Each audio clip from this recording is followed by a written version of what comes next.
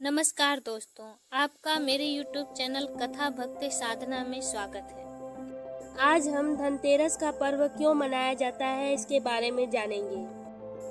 धनतेरस शब्द दो शब्दों से मिलकर बना है। पहला शब्द धन जिसका अर्थ होता है पैसा और दूसरा शब्द है तेरस जिसका अर्थ होता है 13वां दिन। इसलिए कार्तिक महीने के 13वें दिन हिंदू भगवान कुबेर और देवी लक्ष्मी जी की पूरी भक्ति के साथ पूजा की जाती है।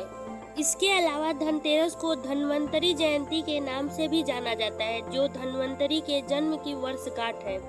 कार्तिक माह के कृष्ण पक्ष की त्रयोदशी को धनतेरस का पर्व मनाया जाता है। इस त्योहार को धनतेरस या धन त्रयोदशी के नाम से भी जाना जाता है।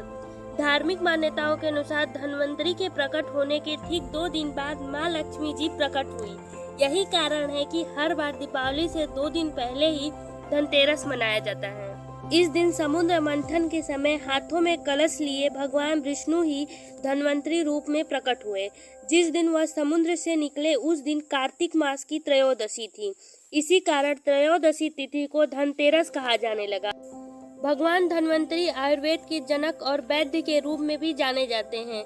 यहाँ पर एक बात ध्यान रहे, आयुर्वेद के जनक का मतलब यह नहीं कि धन्वंतरी जी ने आयुर्वेद के नियमों को बनाया है, ऐसा नहीं है। भगवान धन्वंतरी जी ने आयुर्वेद को प्रकट किया है। जैसे अनेक संत के मत तथा वेद पुराण के प्रमाणों द्वारा हम वेद शास्त्रों के सिद्धांतों को आपके सामने समक्ष रखते हैं।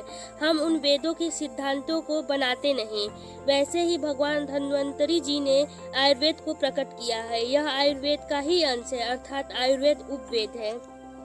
धनतेरस से जुड़ी मान्यता के अनुसार देवताओं को राजा बलि के भय से मुक्ति दिलाने के लिए भगवान विष्णु ने वामन अवतार लिया और राजा बलि के यज्ञ स्थल पर पहुंच गए।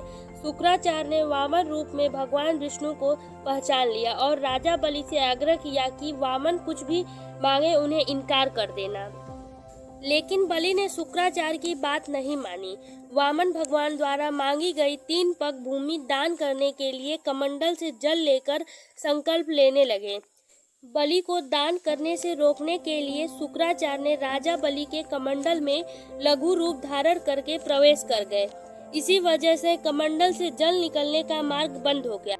वामन अवतार में भगवान विष्णु शुक्राचार्य की चाल समझ गए। भगवान वामन ने अपने हाथ में रखे हुए कुशा को कमंडल में ऐसे रखा कि शुक्राचार्य की एक आंख फूट गई। शुक्राचार्य छटपटाकर कमंडल से बाहर निकल आए।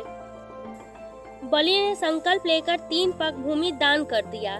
इसके बाद भगवान वामन ने अपने एक पग से संपूर्ण पृथ्वी को नाप लिया और दूसरे पग से अंतरिक्ष को, तीसरा पग रखने के लिए कोई स्थान नहीं था। इस पर बलि ने अपना सिर वामन भगवान के चरणों में रख दिया। बलिदान में अपना सब कुछ गवा बैठा।